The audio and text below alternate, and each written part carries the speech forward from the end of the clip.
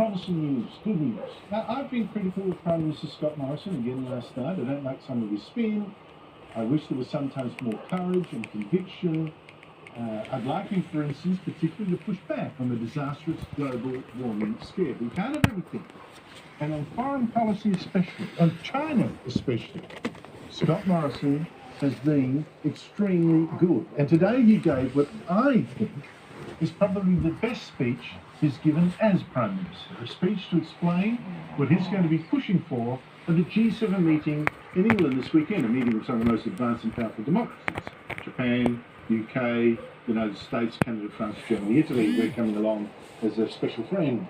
Now, Morrison, in his speech, set out our values, freedom above all, and said it is time for all democracies to defend it against the new authoritarian threats, like China, although he didn't quite name China. The jungle is growing back.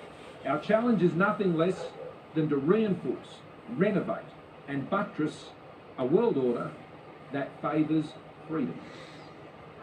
Now, meeting this challenge will require an active cooperation amongst like-minded countries and liberal democracies not seen for 30 years.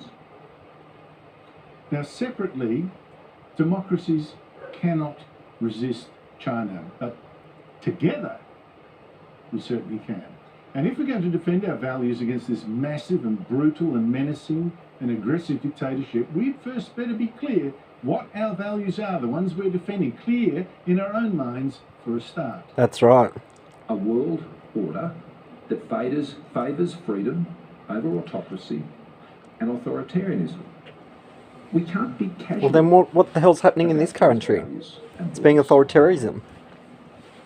They are inextricably linked to our way of life in this country. We live them. We must speak up for them.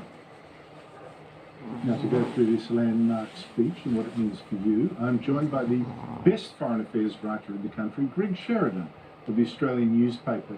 Greg, it's always good to catch up with you. Could you sum up what you think of Scott Morrison's speech today? Well, Andrew, it's great to be with you, and I must say I agree with you. I think this was an outstandingly good speech by Morrison. I think it probably is his best speech, although I thought the one to the Jewish Chamber of Commerce about ethics was also very fine. What was so good about this speech was the way it was calm. There was no language in it that China could reasonably object to, but it was very clear. It was intelligently dealing with reality. So he said, let's see if global institutions can do any good, and let's try to make them do some good. Let's band together like-minded nations, which means liberal democracies with liberal economies. So as well as us, the G7 invited South Korea and India. So that's the 10 big liberal democracies with liberal economies. Says, let's not be ashamed of our values. Let's proclaim our values.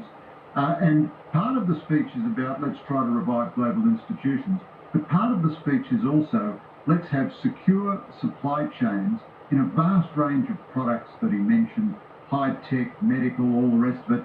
Now, secure supply chains means non-Chinese supply chains, and it means supply chains among democracies or a very few friends of democracies, as it were, countries that might not be democratic but share our interests. And that is going to happen outside of global institutions. So this wasn't just the sort of Scott Morrison didn't become Gareth Evans in this speech. I thought it was a well-balanced, very good speech altogether. Very nicely put. I agree. He said, let's give institutions a chance, the international institutions, but there's a fallback. And the fallback is we hang together or we'll hang separately. Now, on that exact point,